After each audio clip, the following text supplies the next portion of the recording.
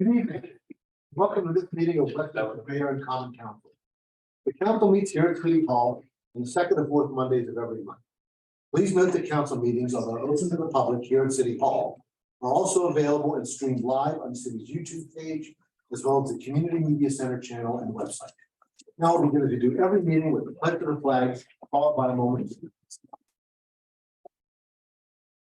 Pledge allegiance To the flag of the United States of America and to the republic for which it stands, one nation, under God, indivisible, with liberty and justice for all.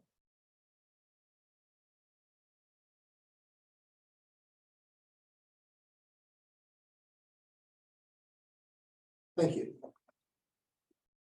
As a courtesy to everyone, please take a moment to silence your cell phone or any other electronic devices that might really be or otherwise disturb the meeting. Thank you. Copies of tonight's agenda and the entire information packet that the council will be using are available online and on the city's website, or available online on the city's website. For those who are here in the room, there is a copy of the agenda. If you'd like the copy in the front of the room. First item of business tonight is a public hearing, and public hearings in the city of Westminster are presided over by the mayor. So I will turn the gavel over to Dr. Becker and move forward with the public hearing. All right, thank you very much, Council President. This public hearing has been properly noticed. Public hearing for ordinance number 202305, adult use cannabis, amending chapter 164, zoning and subdivision of land of Westminster City Code. 2.1. Amend Article 1, General Provisions, Section 164-3, definitions to add new, delete existing, or amend existing cannabis definitions for consistency with the annotated Code of Maryland as amended. 2. Amend Article 15A, Medical Cannabis Overlay District et al. To rename as Cannabis Overlay District, to add new, delete existing, or amend existing text for consistency with the annotated Code of Maryland as amended, and to amend the process and procedures to establish a Cannabis Overlay District use. And 3, amend the city's zoning map to enlarge or reduce the existing medical cannabis overlay district boundaries and to rename as Cannabis Overlay District. Is there anyone who would like to speak on this matter? Mr. Depot, is there anything that? Just like to go over briefly the history of the project where we are today. Thank you. On June 12th, 2023, ordinance 2023-05 was introduced to the Mayor and Common Council, and the Mayor and Common Council referred the ordinance to the Planning and Zoning Commission. Following the Mayor and Common Council meeting, although the ordinance made reference to on-site cannabis consumption, it was determined that the city is not required to allow facilities for on-site cannabis consumption under the Cannabis Reform Act, even if they are licensed by the state. So with that, on June 29th, 2023, the Planning and Zoning Commission held a public hearing on ordinance 2023-05, where staff did bring to the attention of the Planning Commission that on-site cannabis consumption is not required. The Planning and Zoning Commission forwarded a recommendation to approve ordinance 2023-05 to the Mayor and Common Council, subject to removing on-site cannabis consumption references from the ordinance. It should be noted that in the public hearing discussion regarding on-site consumption, that the Planning and Zoning Commission did not support on-site consumption establishments at this time. I also like to point out at the Economic and Community Development Committee meeting as well, we did not talk about on-site consumption being part of this ordinance. Revisions as recommended by the Planning and Zoning Commission and supported by staff have been made to the draft text introduced and referred by the Mayor and Common Council to remove on-site cannabis consumption references. I'd also like you to be aware of the fact that the ordinance before you tonight is not the appropriate process to amend the City of Westminster zoning map and establish the cannabis overlay zone as discussed at the beginning of the meeting. It has been determined that the process to replace the medical cannabis overlay zone with the cannabis overlay zone requires a zoning map amendment, which requires a separate ordinance, which is tentatively scheduled to be introduced to the Mayor and Common Council on July 24th, 2023. I would like to point out this did not affect the two businesses in the city from converting over to adult cannabis. They both obtained their licenses and were both able to sell come July 1, 2023, which I believe both opened up and had a very good day.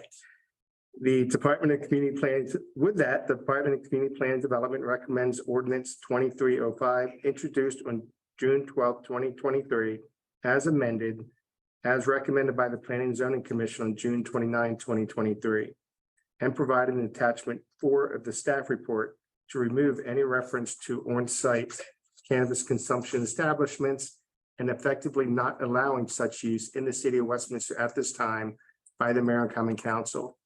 Additionally, the Department of Community Plan Development recommends ordinance 2305 as amended and provide an attachment 4 of this report be approved by the Mayor and Common Council. And that completes my report. I'm available for any questions. Thank you. Are there any questions?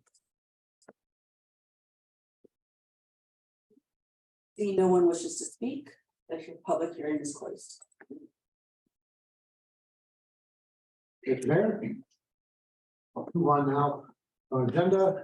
The first item, we have 2 presentations today. As we often do, these come together. These quarterly updates, and because projects so intertwined, I think that's always appropriate. We'll begin with our team quarterly update from Ms. Victor Slickman. Ms. Slickman, thank you for coming tonight.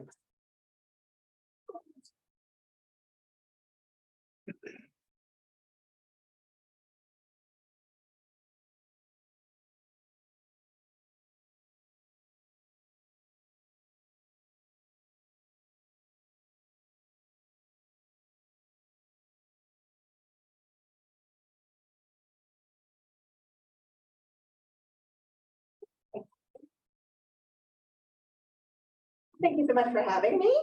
I'm here to talk about our take rates for subscribers, as well as our marketing update for the most recent quarter, April through June of this year. We'll start as we usually do. Sorry, it's like 4 times to get that going.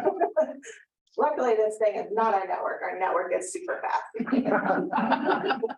think in 2 years, I've developed a lot of those sort of, don't know if that's fun. So we'll first start with our numbers. We've been seeing really consistent growth rate quarter over quarter. We've been going at about 3% growth quarter over quarter for probably the past year. And that was the same this quarter. So we're sitting at a 39% take rate. So close to 40. I'm hopeful we'll be there by the next time I come to present in October. And then this also represents a growth of 15% from Q2 of last year to Q2 of this year. So we continue to see growth in all of our phases, which is really attributed to both continued growth in subscribers as well as an incredibly low cancellation rate. Mostly as customers cancel with us, it's because they're moving. All right, to dive into what we've been up to in the community. So we've been testing neighborhood events as a way to drive increased penetration in neighborhoods where we think that we have good alignment in terms of our product and the customer, and we really want, to continue to educate people about Ting. So we've done 2 of these so far. The first was in Eagle View Estates and Furnace Hills. The second was in Bolton Hill, Meadow Creek. And really with these, I just go and set up a tent in the field and invite all of the residents to come out and grab some swag on us, as well as we have a shaved ice truck that comes out. And we've gotten a really good response from it, both from new customers who have actually come out and asked questions, as well as existing customers. So I found what happens, the kids go out and play with all the yard games, and the parents come in and chit chat, and then I over sugar them and send them home. But it's gone really well so far. Those events have attracted new orders. In terms of our sponsorships, the first, we're always so thrilled to be able to participate in the Peep Show. We partnered again with Magic this year, and we did a video entry called Peeps Around Town, where we took two of the pups of one of Magic's employees and took them around to a lot of downtown businesses. And then Grant was a fabulous editor and made us this great video at the end. And then also around the Easter timeframe, we sponsored the Find Your Purpose Easter egg hunt, which is a fabulous and very well attended event. We also sponsored the Carroll Community College Family Fun Fest, as well as Hill Yeah, which is put on by a group that supports Hoshua. And I know on the surface, you might think, well, Hoshua is not in the serviceable area, but I found out from the gentleman who runs the organization that not only is he a Ting customer, but many of the volunteers are, and they're very supportive of Ting and spread the word. And so we supported them and had our logo and sponsored their backpacks.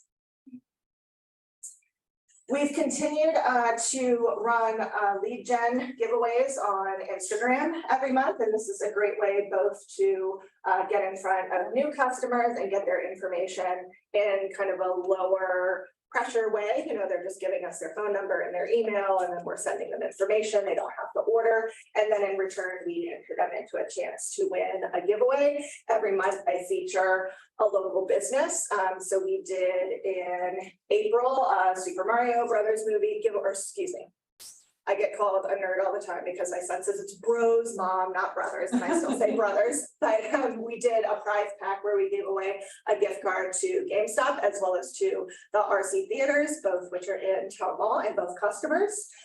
In May, we did a Splash in the Summer giveaway where we gave away a family membership to the newly opened Westminster Municipal Pool. And then the giveaway that we just wrapped up was for a very nice Yeti cooler that we purchased from Dick's, who is also a customer in Town Mall. Sorry, I had to. You know, you love seeing your face in these presentations, but something else we've been testing is customer testimonials, but in the small business arena as opposed to just with residential customers. And so we solicited from all of our business customers to give us testimonials and do a short interview and give us photos. And then we've been featuring them on Instagram as a way to help businesses understand how they could be benefiting from Ting. So thank you, Mayor Council. Thank you, Councilman Kvati, for continuing to suffer my incessant requests to feature your business in media and on social media. And then this is where you get me back, because you know that my face was all over this campaign, which was hard to stomach. But for Q2, we did a larger campaign called Internet That Gets You, and it's all the idea that our employees that work for Ting in Westminster are Westminster residents as well as employees of Ting and customers on Ting. And so what our experience has been like with Ting, why we selected it. And so it's myself and Chris Fisher, who is our installation technician. You can see the campaign was flashed across various billboards, direct mail, magazine ads, and it was a fantastic campaign. And the offer here was a free month of service as well as a $100 gift card to a local business. And so customers were able to choose between a gift card to Rock Salt, Downtown Yoga, or Rudolph Girls, who are all Ting customers. And then this was a really fun event. I do quarterly customer appreciation activities. So that could be an event, a giveaway. Covalent Spirits is a Ting customer, and we wanted to, really showcase what they have to offer. So we held a happy hour there, and thank you to everyone at the council who was able to attend, especially after you had to fight Bay Bridge traffic to be there. I greatly appreciate that. Hopefully the cocktail was very well needed and enjoyed. But we had a fantastic time, had about 60 customers come out and enjoy a signature cocktail from Covalent called the Westminster Ting, which was a take on the Singapore slang, but made faster because it was less ingredients. Yeah, they're fantastic. They're so super clever with what they came up with. And then the drink also featured ingredients from a lot of the vendors at the farmers market where we also provide service. So these are just some of the photos from the event of happy customers enjoying the great time. And then we also gave away a gift basket of goodies from Cultivated.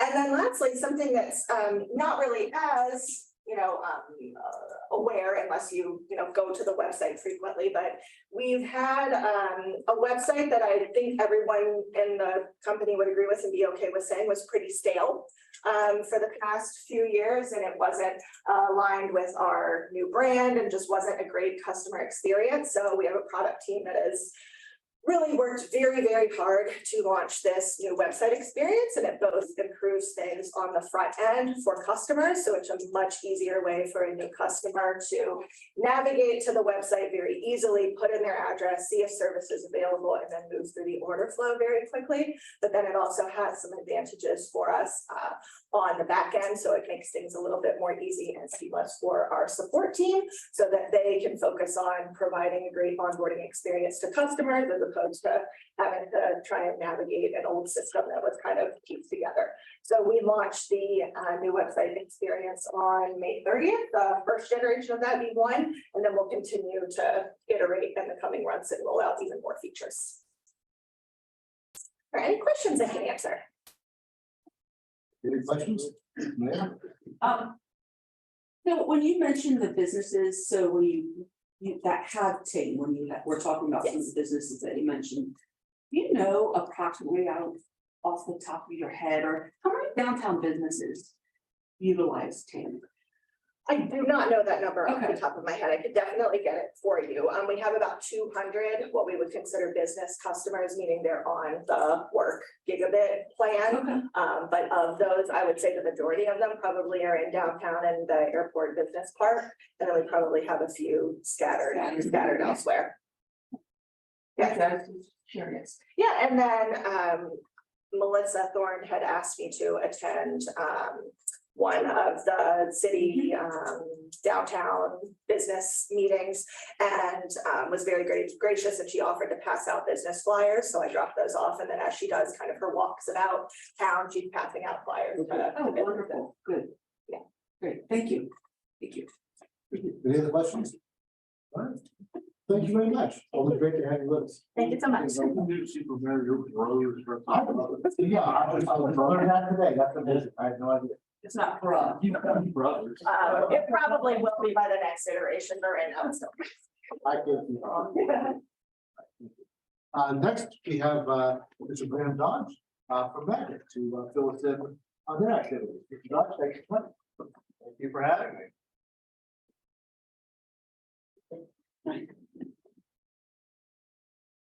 All right, hello, everybody. I'm Graham Dodge. I'm the Executive Director of Magic. We're a 501c3 nonprofit here in the city of Westminster with major funding provided by the city of Westminster.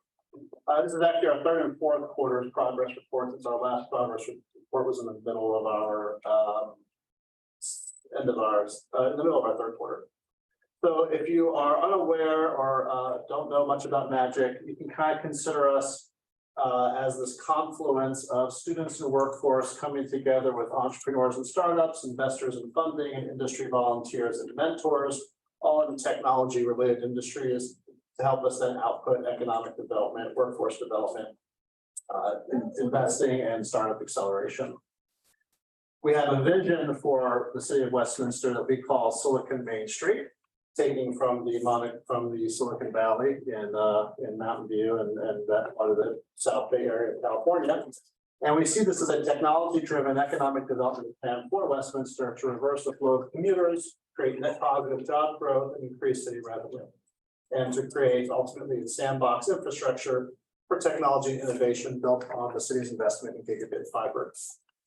So I wanted to dig a little bit deeper into why we are calling ourselves Silicon Main Street, where that moniker really comes from. And it was actually after presenting to the Estonian delegation with President Pecoraro and explaining to them what the vision meant, that it was the council president's idea for me to include a couple of these slides here for all of you to help explain, what motivated us in this regard. So what you can't see there is blocked. It says this is like I think the Silicon Valley semiconductor industry.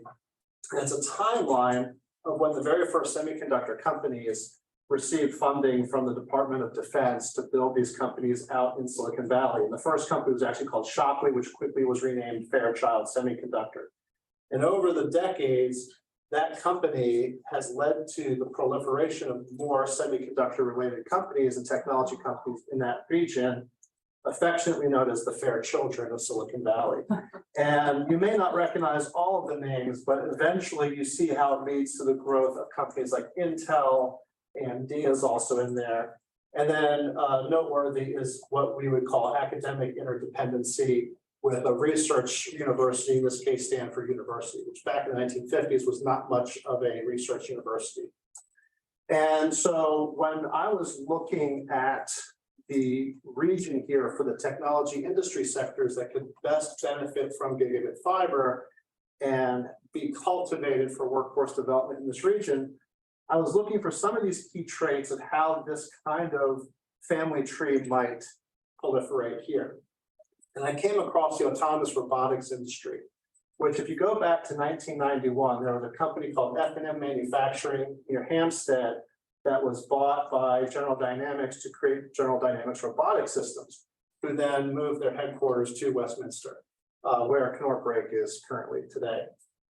And even though it's been a much shorter time frame than the example I just shared with you from Silicon Valley, you can see how over time we are seeing some of these same patterns emerge relating to economic development of these technology companies, namely Dynamic Dimension Technologies, which spun out General Dynamics Robotic Systems to provide simulation environments for autonomous testing, Land Sea Air Autonomy, which more recently moved out of the city into Finksburg and has renamed themselves Mach, which does autonomous systems for agriculture applications, namely for John Deere and a subsidiary of John Deere.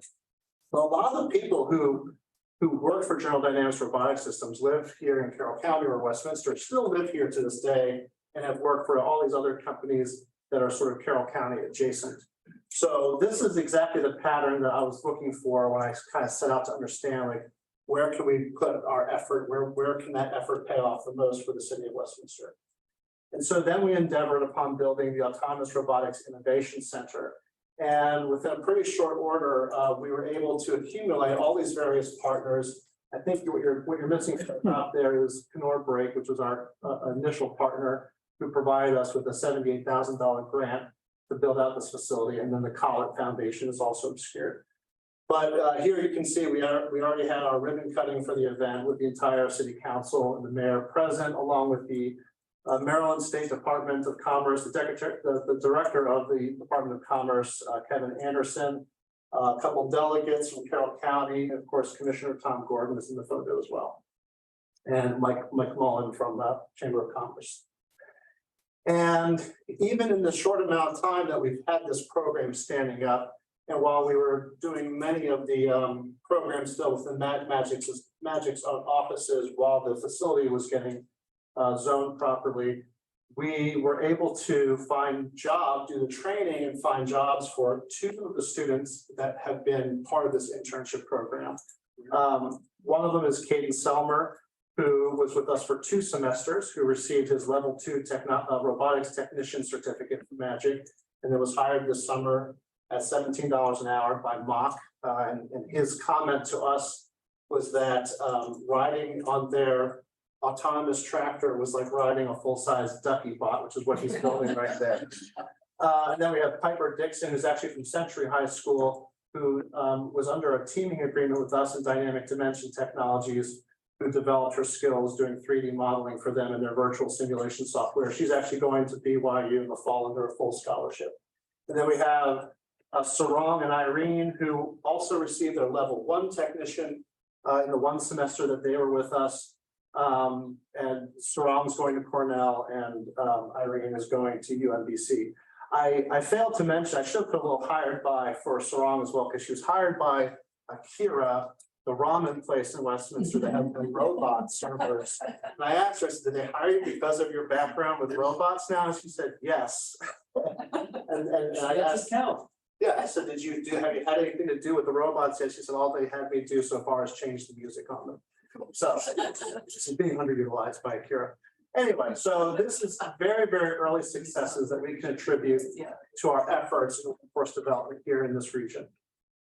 So into our quarterly KPIs, we are at the end of our fiscal year, so we can kind of go through the totals here. In terms of number of sponsors, we had 17 sponsors across a wide variety of events throughout the year. We received $18,627 in that sponsor revenue. We generated $12,260 in direct support from the public. And then we've applied for 17 grants and we're awarded 7 of those grants, not a bad ratio. With a total of $163,000 in single year awards. And then we had a renewal with a multi-year award with the Carroll Foundation, which is the $90,000. Number of volunteers that we have sourced from various tech companies, local startups. We counted 31 throughout the year. Number of outreach meetings with local businesses, we counted 12. Number of outreach meetings held with business CEOs outside the city, we counted 21. This is just by virtue of the fact that there are so many more technology companies in the adjacent communities. And then jobs placed within the city, we actually had 7. We were able to attribute to being placed within the city, including Piper, Dynamic Dimension Technologies this last quarter.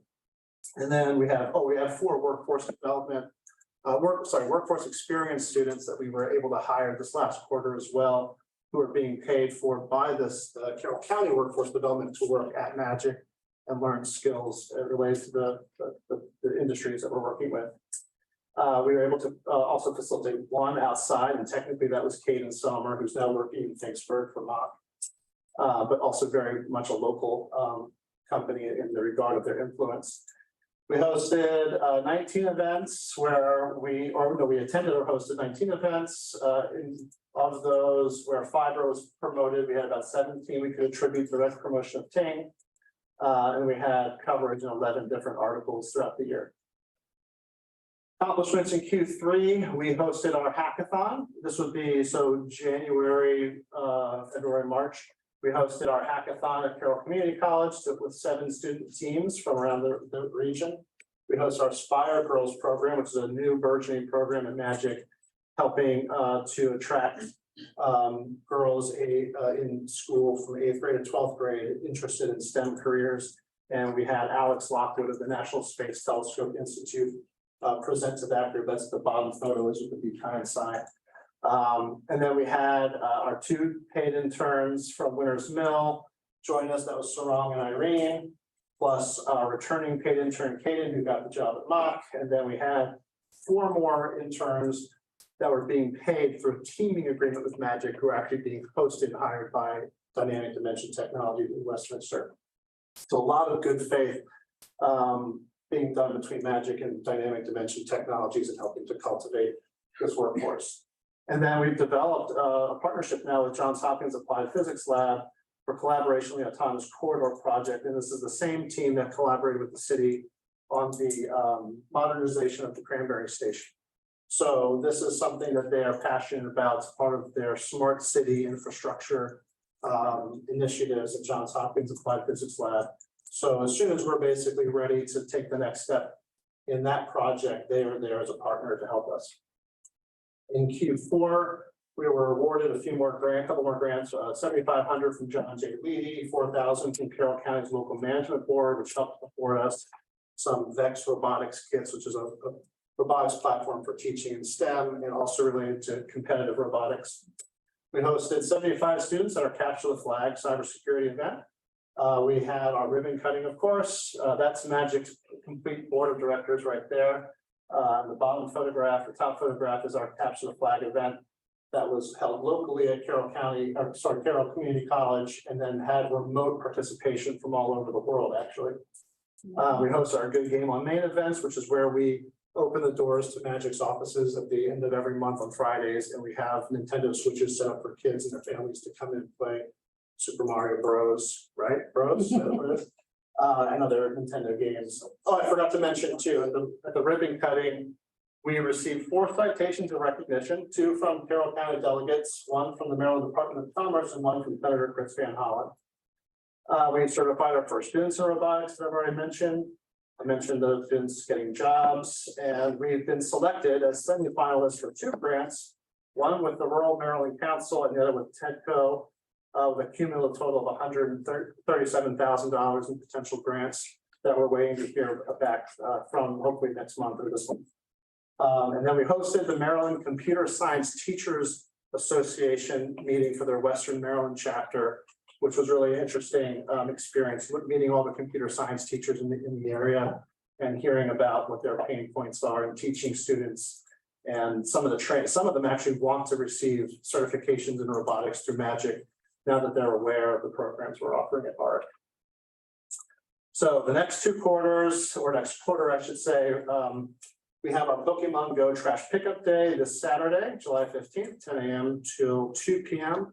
We'll be meeting at Magic's office and then sending groups of people out on 4 different routes to King Park, Dutterer Park, to the skate park here, and then to City Park.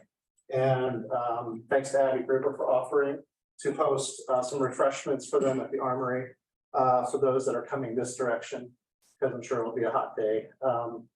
And then we have our Westminster Angel Network. This is our group that we've coordinated to help facilitate angel investing in the region so that we can give those investment opportunities for people locally to gain some equity in high growth potential businesses that we've identified and come across, including some AI companies, robotics companies, that sort of thing. We have our next meeting on July 18th at Covalent Spirits. We continue to have our Good Game on Main events. We will have another online safety seminar where we teach basics of cybersecurity, mostly this is geared towards a senior population. This one will be hosted at Sykesville Townhouse before it's at Carroll Lutheran Village. We have our beginner electronics boot camp, which will actually be taught by Dr. Wack, who's our founder, one of our co-founders at Magic, and former council president here in the city. And then we will have our Good Game Fest in November.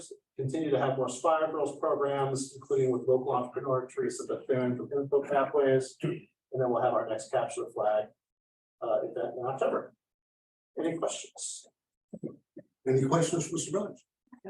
Mayor? Yeah, thank you, Council President. So the certification in robotics that you offer, is that a globally recognized certification or like accredited, or where's that?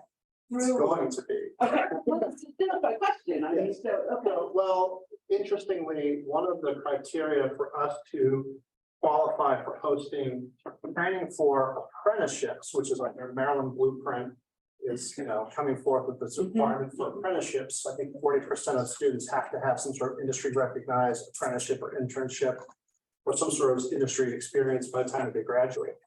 This is a big lift, and so this is one of the reasons why we started offering this and have started to develop this training and have it be recognized by the local employers, at least, that they understand that this is something that local employers have acknowledged as being worthy of hiring students out of.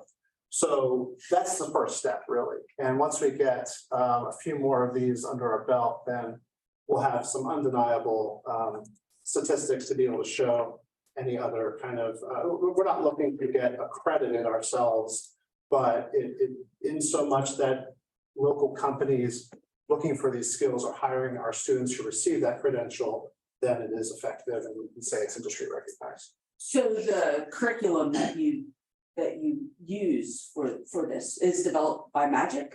Yes, it's sort of an overview curriculum of a couple different things that other people certify for. One is Python. So they'll get a separate Python certificate from the Python Institute. And then there's robotics operating system, and then there's Linux and Docker. And we're basically giving a certificate for all 4 of those when you learn all 4 as it relates to the DuckyTown and DuckyBot program that we're offering. So once they've accumulated all 4 of those experiences, then we issue our certificate. Thank you. Anyone else have questions? Doug, thank you for your many courtesies last week when we had our serving friends here. We enjoyed the briefing as well as the tour of both Exploration Commons and robotics project. So it was really wonderful to be able to show them some of those cutting edge things we're doing in Westminster. So thanks very much for your time. Thank you. All right, thank you. All right, well, now we got all the fun stuff out of the way. We'll move on to regular business. Time for approval of the minutes.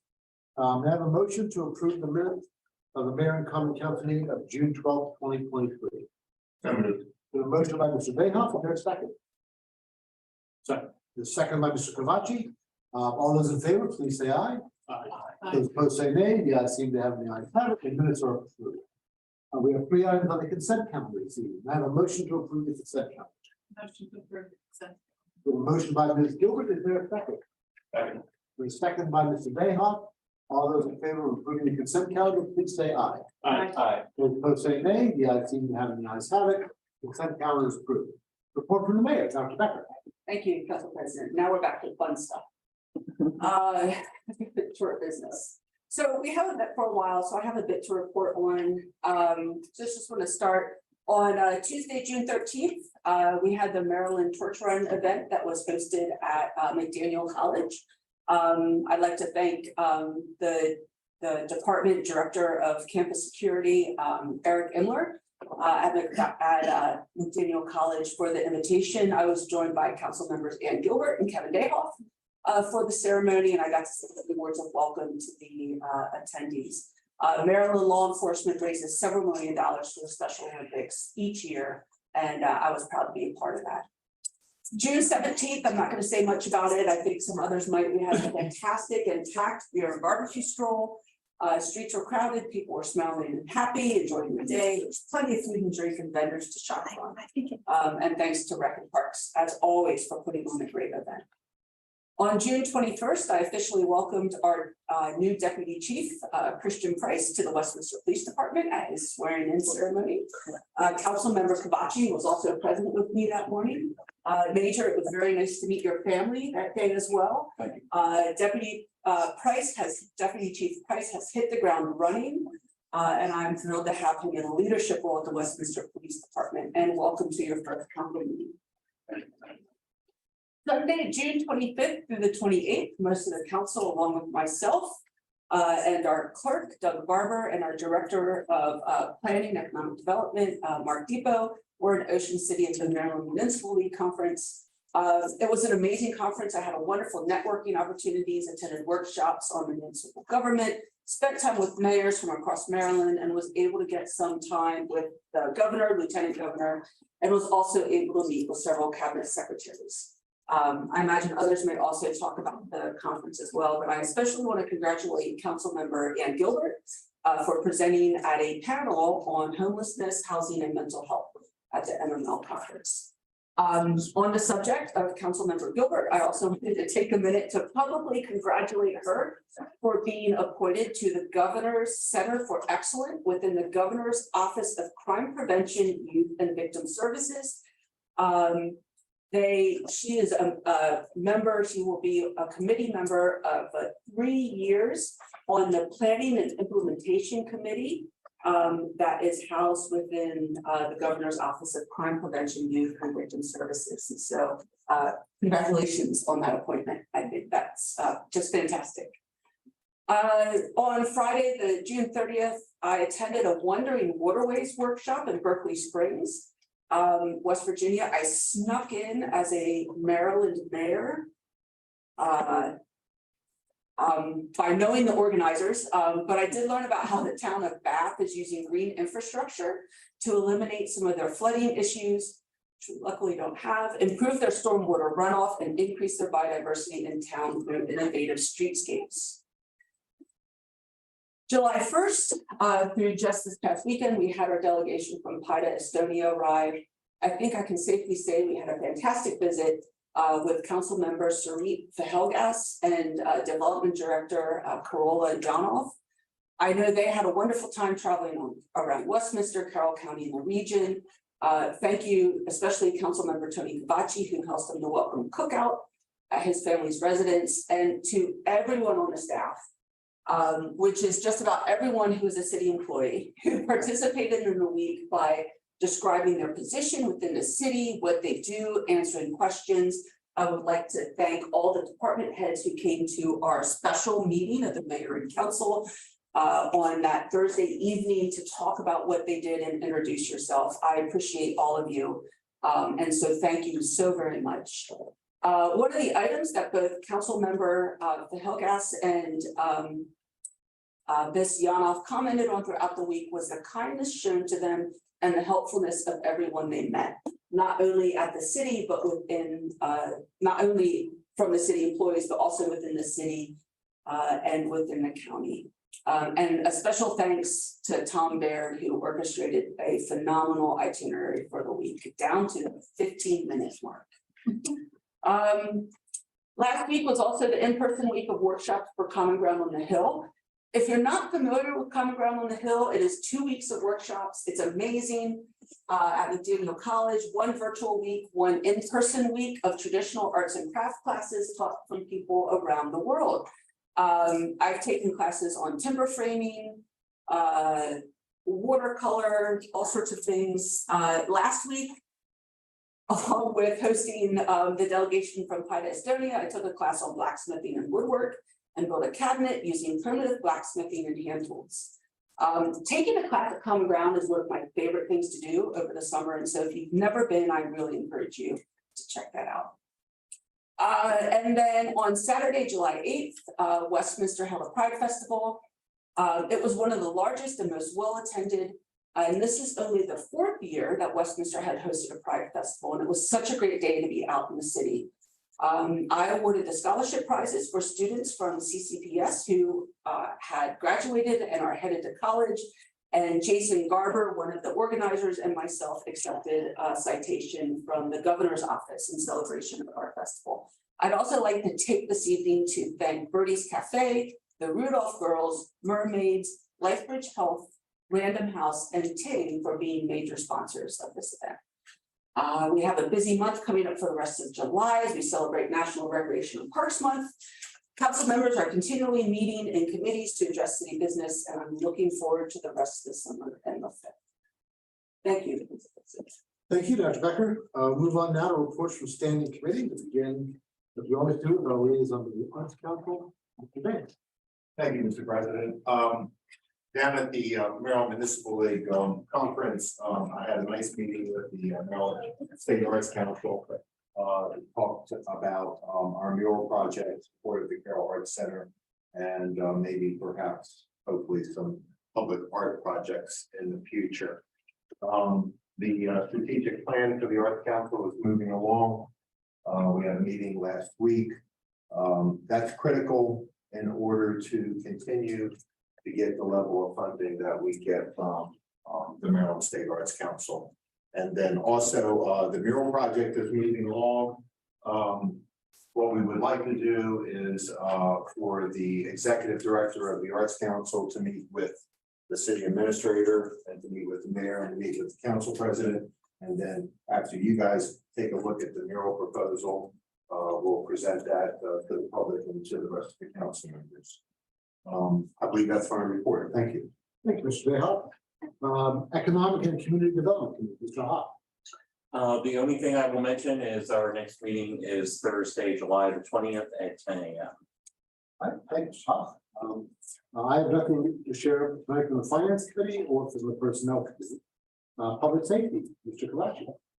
Thanks, Mr. President. On June 13th, the police department, as the mayor mentioned, participated in the annual county law enforcement torch run, the Special Olympics. The event raises funds and awareness of the wonderful work Special Olympics does. As the mayor also mentioned, Sorry. Deputy Chief Christian Price was sworn in on the 21st by Mayor Becker, and Deputy Chief Price brings 28 years of law enforcement experience with him to the agency. And as the mayor said, you know, he hit the ground running. I've been nothing but impressed in the interactions I've had with him so far. I think we're incredibly fortunate to have someone of his caliber as part of our senior leadership within the department. And I think he's going to be wonderful, and hopefully he'll be around quite some time with us. So I'm really glad you're here. I know that I speak for everyone sitting up here today, is that they feel the same way. On July 3rd, Chief Ledwell met with a delegation from Haida, our sister city that's already been talked about, and gave an overview of how he and the police department are addressing recruiting, retention, and employment motivational issues that are being seen in law enforcement nationally. Haida doesn't have their own police department. They rely on larger agencies to do it, but it was, I'm sure, still interesting for them to hear about how we are working, trying to deal with that situation. And on that note, I did want to take a moment and you would please pass this along to the troops that, and again, I know I speak for everyone up here. We know that we have vacancies in the department. We are not fully staffed, as is the case with, I believe, probably every law enforcement agency in the nation. It's very difficult to find people that are willing to be police officers right now. And because we have vacancies and we are understaffed, our police officers are working a lot of overtime. Sure, they get paid for it, and I think they're all happy to have a little bit of overtime at times, but probably not the amount that they're getting at this point. And I think we're all very grateful because we all live here, and it's obvious that they're doing a great job because crime continues to be very low. I see the statistics all the time, yep, knock on wood, and they're doing a wonderful job, and I know they're working exceptionally hard and lots of hours to do that. So hopefully we've got some folks in the academy, and hopefully we've got some people we can recruit and get in and get those numbers back up a little bit. So they're not working quite so hard. But again, please pass on our appreciation for the work that they're doing. That's all I have, Mr. President. Thank you, Mr. President. Public Works, Ms. Gilbert. Public Works has been busy with regular summer duties, including supporting all the many community events since that just continue throughout the year. However, I did want to bring everybody's attention to the bright yellow paint that is showing up in the center of Westminster near Johansson's and the railroad tracks. So I just wanted to draw everybody's attention to that. You can probably see it from a while away because it is very bright. Hopefully it will thus prevent some trip hazards along that Main Street corridor the state of Maryland so graciously gave us. So just wanted to highlight that. And that's all I have for Public Works. All right, thank you, Ms. Gilbert. Recreation and Parks. So well, that's me again. So, as Mayor Becker talked about, the summer began for our Parks and Rec department with not only the opening of our swimming pool, but also the beer and barbecue stroll that turned out terrifically. And that kind of quickly moved us into July. And for the next couple weeks, there is a calendar on our website that has everything that's going on in our city Parks and Rec for July, including building a glow-in-the-dark bounce ball, which is quite interesting. We have free snowballs every Thursday from 12 to 1. Reptile Wonder is coming up on Wednesday. There's a discount day at the city pool on Friday. They are partnering and highlighting the Pokemon Go Community Trash Pickup Day, which everybody's heard about already previously. And the list goes on from Aqua Zumba to teaching kids pickleball. So there's lots of activities all the way through to the 31st. Also, I wanted to also highlight that for those that go to our rec center or even see some of our folks working, I'm sure Miss Gruber is extremely excited over our 3 new employees. So they were introduced today at our community business meeting, and you could tell the excitement and grin from ear to ear that she has 3 new employees under her belt. So that's all I have for Parks and Rec. Very good. Thank you, Ms. Gilbert. And finally, Technology Committee, Mr. Dayhoff. Progress. Thank you, Mr. President. All right, thank you. Yeah. Now turn to council comments and discussions, the opportunity for council members to share any thoughts they have on any other issues that are not elsewhere on the agenda. Again, with Mr. Kalashi.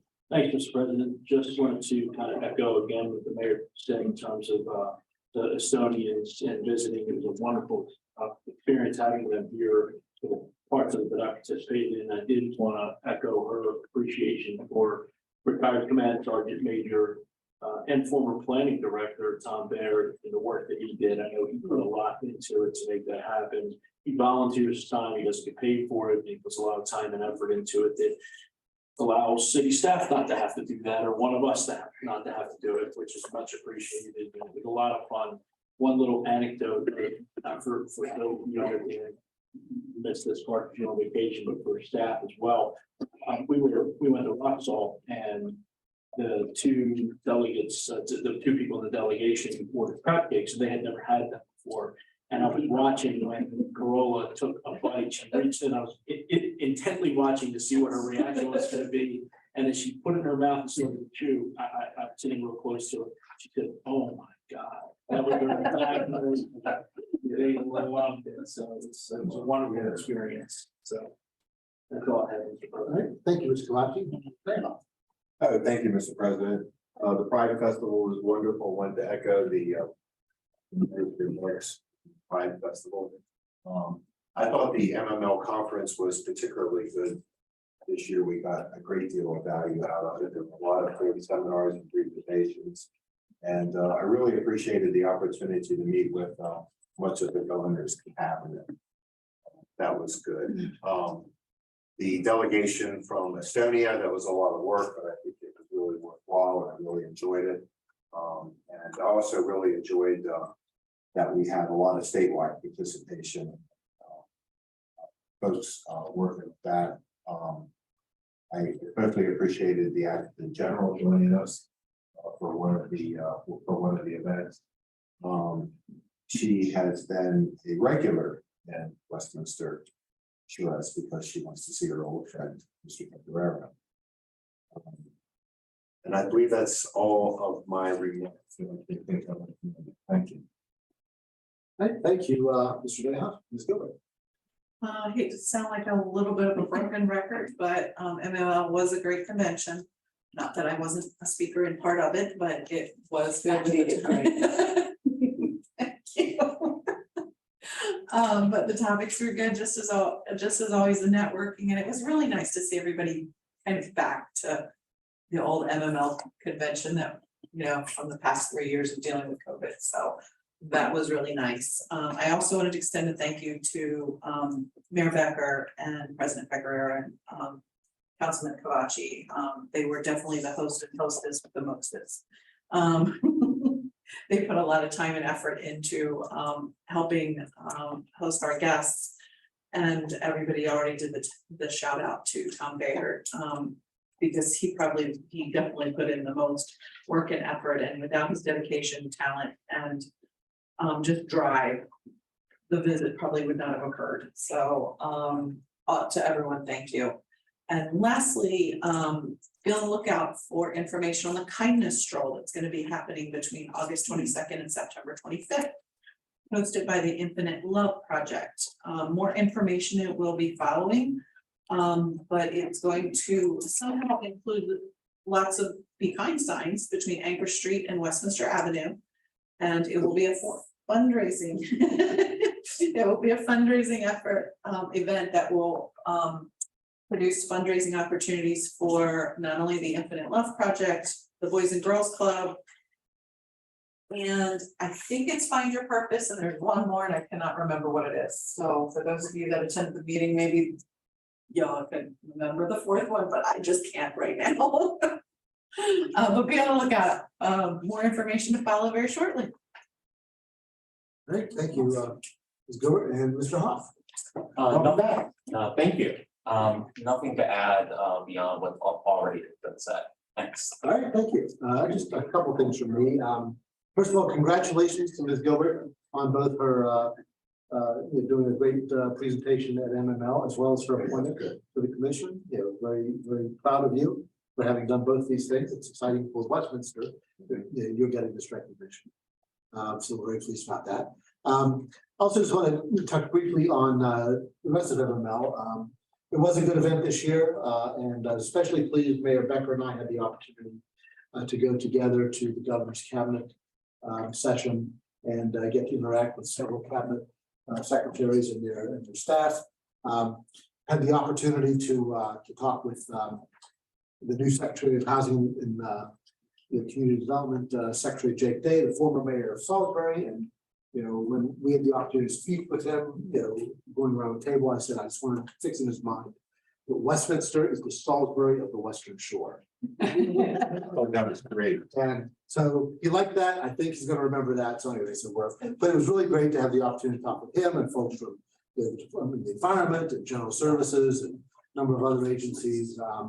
Really just to make sure that they remember Westminster, and also that we're able, to develop some relationships so that when there are state programs, it will be beneficial to the city. We're in a position to support the staff as they try to take advantage of those. I know that Ms. Gilbert has been, very aggressive since she joined us in pursuing a lot of these opportunities. And it's valuable to her, I think, when the mayor and council were able to support those efforts. So I think we're positioned to do that. So I'm very pleased that we're able to do that.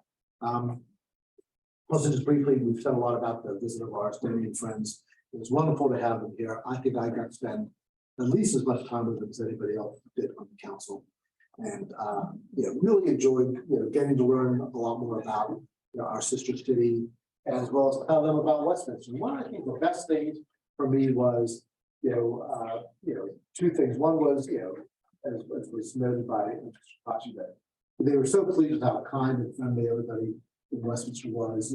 Not just the elected officials, not just the city staff, but everybody they encountered, which was, I think, really nice for our community that they went with that impression. And also, to watch them experience things here.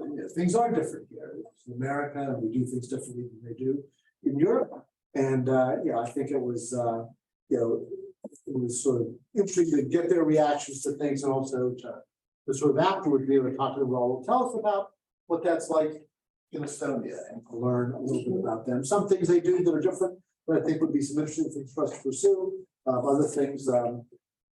They clearly were excited to learn about what we did here. So, it's exactly what the Sister City program is supposed to be about.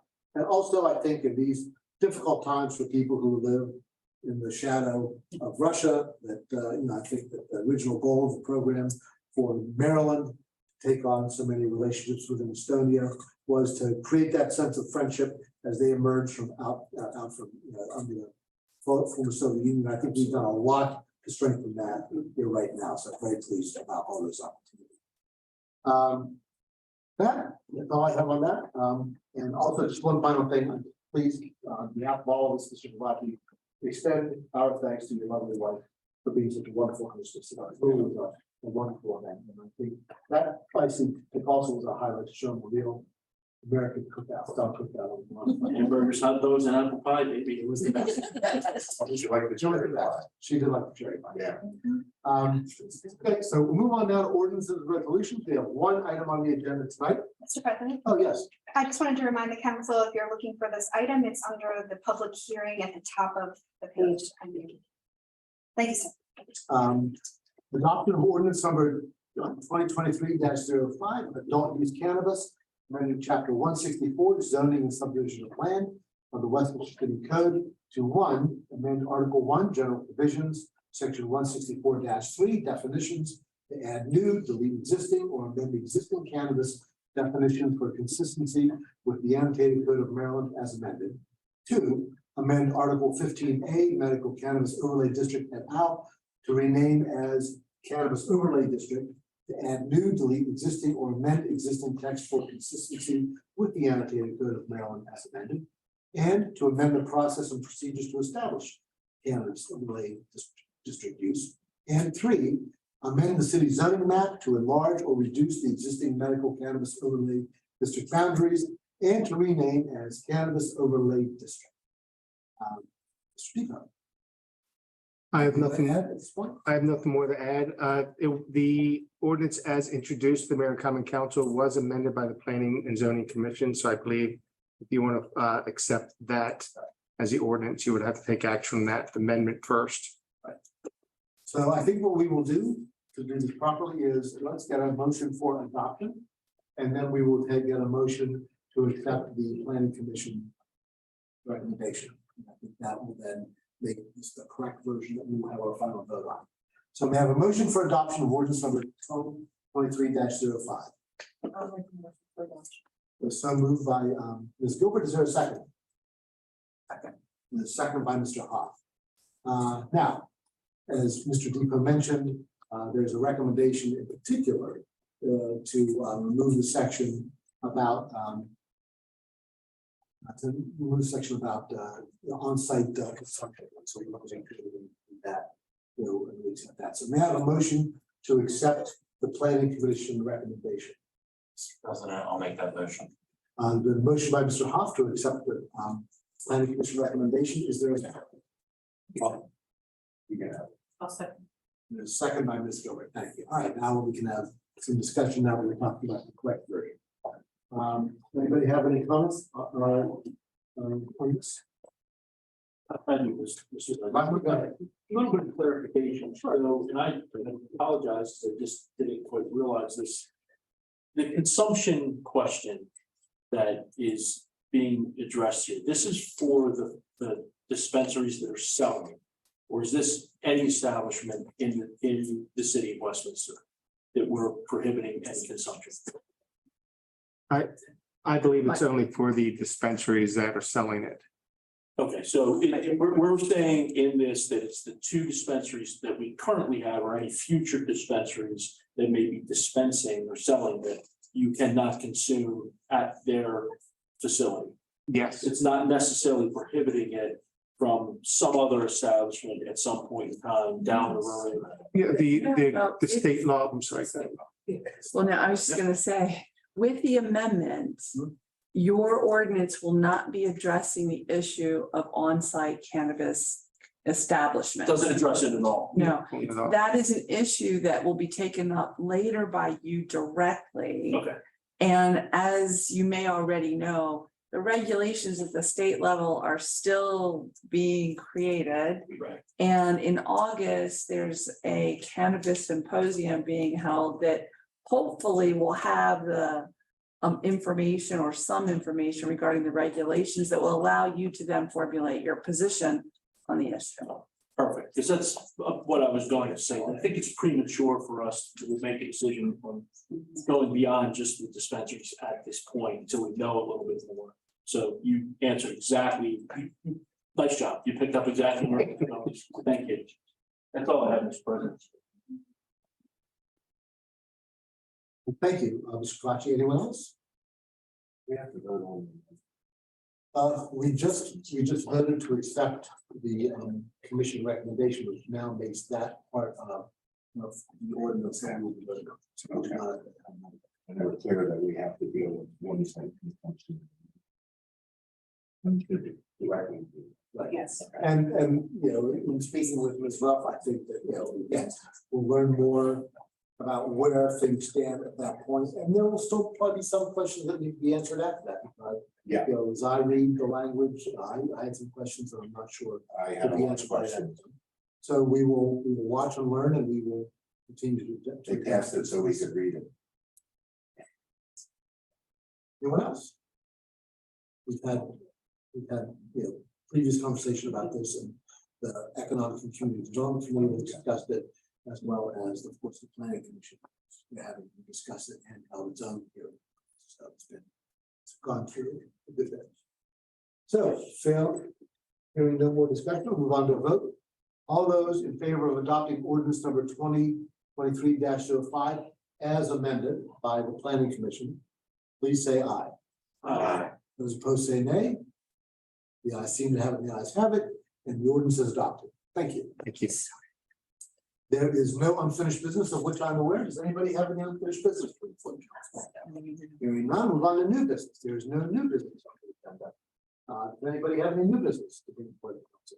Mr. President, this is not really new business. It's something we probably should have talked about in council comments and discussion. But one thing I think we all were remiss on is the appreciation, just in case anyone pays attention to this from the embassy, how much we appreciated both the ambassador and the deputy ambassador both making trips up here last week to visit for different events. I think we would be remiss if we didn't say that publicly. How much we appreciate having taken the time to come up. It was a big deal. And it was actually pretty cool too. Yes. Yeah, it's wonderful to develop such a cordial relationship with the embassy. I know I'm a little bit Thank you. out of order. in No, the that's all right. agenda, Thank you for reminding us of that. So hearing no other new business, we'll move on to departmental reports. Ms. Imhoff. Thank you, sir. Pull up my notes. I also enjoyed getting a chance to learn more about our sister city in Estonia. Being as I'm sort of relatively new around here still, and meeting those folks.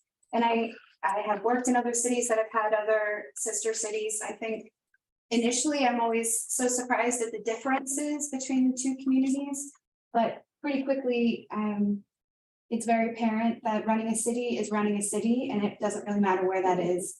And I certainly have found that to be true throughout my career as well. So it was interesting to hear some of the same truisms that we experience here as well. So I appreciate being able to participate in that. We will run quickly through the department reports today, everyone. We are going to start just a quick warning to my department heads. We're going to start with Recreation and Parks Department. It is Recreation and Parks Month in July. And this week we have on Wednesday, the Reptile Wonders at City Park Pavilions from 4:30 to 6. That's the event that I do my best to try to stay away from. I myself am not a reptile fan, but I know a lot of people in the community are. So we will turn things over to Ms. Gruber. Yes, thank you. This is a free event for our community. We do have 2 shows this evening or on Wednesday evening at 4:30 and 6 p.m. So in addition to that, we will have our we'll have a snowball truck there, and we will be creating lots of arts and crafts that are reptile themed. So if you are departing from the 4:30 show, you can come and join us for crafts after. If you're coming in early for the 6 p.m., you can also join us to make crafts before your show starts. So we do encourage people to pre-register so that we can make sure we can accommodate everyone and they can get up close and personal to those reptiles. Thank you. Is that 2 days? It's Wednesday night, 4:30 and Oh, you want yep, that? Thank you got it. So the only other thing that I want to highlight just quickly is we did host our first ever multi-sport race at the pool this past Friday. We had our first annual Kids Duathlon. It was a great success. We named it a splash and dash. Depending on your aquatic ability, you would swim a 225, a 125, or a 25 in our newly renovated pool. And then you would go to a transition area, just like any type of multi-sport race, where you would change into your running gear. And they went out onto a road course for a 1 mile run.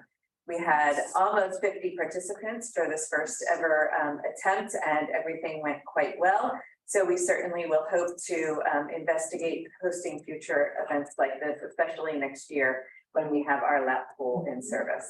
And that concludes my report, unless there are questions. I would like to register to volunteer for that event next summer. Are there any questions for the Recreation and Parks Department? Hearing none, we will move on to the Public Works Department, which has been extremely busy, as they are every summer. I just want to remind the mayor and council about the clock tower project. We're proposing to paint, what's the word for this? Top of the clock tower above the face of the clock, back white, the way it was before. Yep, so it's gonna look like the way it has for 100 years. We just want to make sure everyone's aware of that. Mr. Dick's gonna take over. If you have any questions about the clock tower, please ask Deputy Director Dick. Sir? Thank you, Mr. Moss. Clock tower is going really smooth and on schedule. I stopped up today. They are starting to put the copper roof on, which was an original copper roof before, but for some reason it got changed to tin and painted. It's going back to copper. They're up there today prepping that and getting that put back on. So it's going really smooth. All the brickwork is now completed on all 4 corners. Have been completely ripped down and rebuilt. I had a question asked to me today, is it going to be stronger than what it was before? It's a lot stronger than what it was before. This is a concrete structure with a brick veneer. So it'll look the same, but it's going to be a lot stronger. But that project is looking to be done probably about the end of August at this point. So once again, going really smooth. Councilwoman Gilbert mentioned about the painting at 27 in Johansson, which you can see from blocks away. That was the first step done by the state. I had a meeting with them. That was gonna be their first step, was to come down, paint everything. So it was very visible of what could possibly be a trip hazard. It is. The one thing I do want to emphasize is that it is all ADA compliant. Did have people questioning that as well. It all meets, it's just not a good design. The next phase of that is they are now looking at probably redoing that intersection to a certain degree. And they need that farther up the chain at the state of course for them to get the amount of money needed for that. I have emails into them about setting up a meeting to let me know where all that stands. So I'm waiting to hear back on that. So there will be things done there. I just don't know what they are right now. The last thing I will touch on real quick is the water main replacement on Main Street. We had a pre-con meeting. We are now waiting for them to give us a schedule and a phasing of how they would like to do it. We put it out and we say this is the project, this is how we think it should go. Of course, they have better techniques. The first thing they brought up was trying to get rid of bypass pumping so they could work all winter. I said, you need to put all that together and submit it. So we're waiting on that submission. But having a pre-con meeting got them to be able to order pipe, which is taking 6 to 8 weeks at a minimum to get pipe in. So that's gonna push us somewhere into August before we even get pipe in, unless it comes in. That's where we stand. I have no dates, nothing really to pass on yet. And I know that'll come this week and then hopefully the next council meeting will have more timelines available for that. And I will leave it at that. Are there any questions for the Public Works Department? And we'll have lots of time then to be able to let the public know, particularly all the businesses on Main Street. I was at the downtown business meeting today. Kept it very general, telling them I have no dates, but as soon as we do, we'll push them forward. This will certainly bear repeating frequently. Yes, it will. And we can announce it as the speakers. We could, that's right. But So just to follow up on that, I appreciate the downtown business owners meeting being one way, but that's not gonna catch. We're gonna have to go door to door. And literally hand these people a document or something, because they're gonna claim they didn't know, and very agitated about it. That will be part of the Main Street.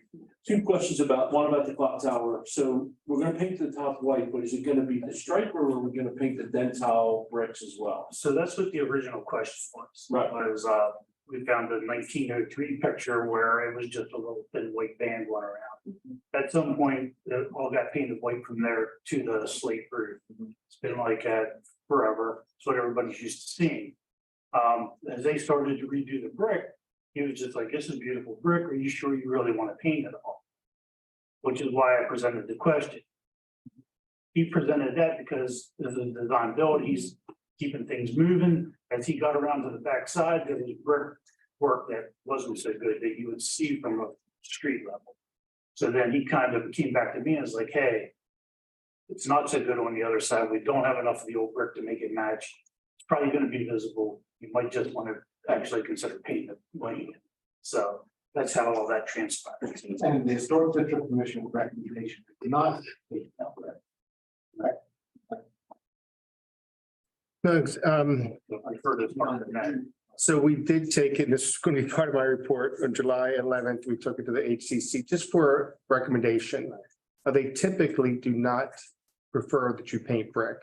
That's a standard, that's a stance, but after seeing the original 1903 picture where the band was painted and looking at the paint today, they weren't opposed. They checked with Chair McMasters to make sure that was an accurate reflection. They typically do not, but they did hold it to us if we felt it was better to paint. Do the minimal amount of painting as Deputy Director Dick pointed out, with the band and the dental type of cornice work, and limit it to that only. I think there was some confusion when we met with them that they thought we were discussing the entire tower. And then once we narrowed it down to what we were looking at solely, I think they were more amenable, but again, they typically do not like it to be painted. Okay, I was trying to understand from the email we received what exactly what the recommendation was. But yeah, I agree. I think we agree as little things as possible. Mhm. And that's what, yeah. Council President. Mr. Pop. So having dealt with painted brick before, one of the issues or big concerns with painted brick, and I'm sure you can verify this with the contractor. Mr. Holden, I know him, is it holds in moisture. But I would suspect that Mr. Golden would tell you that because this is at the top of the structure, the moisture is gonna come down through the brick over time. So if you were painting the base of that, I think it would be a lot more problematic than painting that top portion. And from a balance perspective, just from a visual perspective, I understand why even 100 years ago, because you all have all that white woodwork. And I think probably part of the reason that was painted white originally was to kind of have some balance, just from a visual standpoint. We can debate this in the email, but I kind of understand where the concept is coming from. And you are saying that they have reused a lot of the brick. Right. But there's some of the brick that they were not able to match exactly. And it sounds like they placed that brick in that top portion because they figured it was gonna be painted. Is that what you're telling me? Yeah, so originally they figured it'd be painted, so that when they stripped it and saw how nice the brick was, there was areas they had to rework. So as they started to rework the brick, they started to realize, we don't have enough of this old brick to do it properly. And you're gonna see it from the ground. So that's when he came back and said, you should just paint it like it was when we started. And just have a solid band around the top. So because wherever we have the exposed brick, we were able to reuse that brick or have enough of the old brick that it looks correct. But it doesn't surprise me, that's a very unusual color of brick to be able to find a correct match for it. So it sounds like, from what I'm understanding, is that they were not able to find the exact replacement. And so some of the new brick that is being used ideally would be a portion that's gonna end up being painted and no one would be the wiser in theory. That's correct. Okay, that makes sense. Thank you. Thank you, Mr. Mayor. Are there any other questions for the Public Works Department? Hearing none, we will move on to our chief problem solver, our IT director, Mr. Moore. Thank you. I'll keep mine very brief. We're coming off of June, which was our busiest month for tickets for our technology help desk in over a year. A lot of different initiatives going on, a lot of projects going on that we're supporting the back end to make this work in addition to the trouble tickets that come in, replacement cycles and things like that. Working with different agencies around Maryland to strengthen our cybersecurity posture and work with different partnerships with that. Reach out to more people and we have more meetings on that. Just keeping everything running. Put it there. Keeping everything running in every single department. There is no department that our chief problem solver has not gotten his hands into in the most minor way that makes the largest department, the largest difference to each and every department. So thank you, Mr. Moore. Are there any questions for the IT director? Great. Hearing none, we will move on to the housing director. I would like to start off by just thanking Mr. Brown, who served as the acting city administrator for one of the weeks that I was off in June. Thank you, sir. Appreciate you keeping a lid on all the pots. And let's hear from the housing department. Thank you. Just want to report on two things. First, the rental housing license program. We have so far have 492 renewals. 453 of which we issued license for. And then on the housing short voucher program, we have issued 11 new vouchers. Of the 11, 7 leased up on the 1st of July. Very good. Are there any questions for the housing department? Hearing none, we'll move on to the planning department. I would like to also extend the same thank you to Mr. Depot, who served as the acting administrator for a week as well. You know, doesn't love my job for sure, because he's busy enough with his own job. So can you give us what's new and good in the Thank planning you. department? And I'd like to thank Mr. Moore tonight, who allowed me to access my computer the last minute in the help desk. Very for our good. request. On July 5th, the Historic District Commission discussed the planning for the nation's 250th anniversary. And also staff updated the commission on the clock tower improvements, which we discussed. On July 11th, the Board of Zoning Appeals is scheduled to discuss updates to its rules and procedures and the draft decisions for case 23-1 and 23-2 from its June 6th meeting. And on July 20th, the Planning and Zoning Commission is tentatively scheduled to hear the site plan for Northeastern Supply. This is located on Magna Way, which is adjacent to the property west of Integral Components. And that's all I have. Thank you, Mr. DeBar. Any questions for the planning department? Quickly, what, are they expanding? They're already there, right? Yes, the northeastern side, this is a new building for them. Okay, a new building in addition to, or they're moving from their old location. That I'm not familiar with. I did- They're already out there. In the airport somewhere. For this, I bought something. So. for this development, it's a new. Maybe I have Northeastern mixed up, but it's a new development on Magna Way, right? Just like I said, just west of that Integral Components. So maybe I have the name of the business or the development incorrect. We'll look into that. But for you. I don't think that is. Curiosity, don't worry about it. Thank you. Are there any other questions for the planning? Very done. We will move on to the finance department. Ms. Rogers. Thank you, Ms. Imhoff. Good evening. So I'll make it brief and we'll give you one bullet point for each department. So finance is, we're in our new fiscal year, fiscal 24. This is our first meeting, but we will be toggling back and forth in finance between fiscal 23 and 24 as we work on various items in preparation for our upcoming audit, which I'm expecting will take place in the fall. And then from HR, I just, again, want to put a plug in that we have lots of jobs posted on the website, westminstermd.gov/jobs, and the applications you would apply for online. And that's it. Thank you. Thank you, Ms. Rogers. Are there any questions for Ms. Rogers? One quick comment, Ms. Rogers, thank you for taking on both of those responsibilities. It adds a lot to your plate, so we all appreciate that very much. Thank you. All right, I'd like to introduce to you into the community, Major Price, our deputy police chief, who we have stolen from Prince George's County. So now there are 4 of us in this room who are former Prince George's County folks, some way, shape, or form. We're slowly infiltrating Westminster. So I'm happy to introduce Major Price to give the police department report. Sir. Good evening, everyone. I just want to say thank you to the mayor and council member Kavachi for the intro also.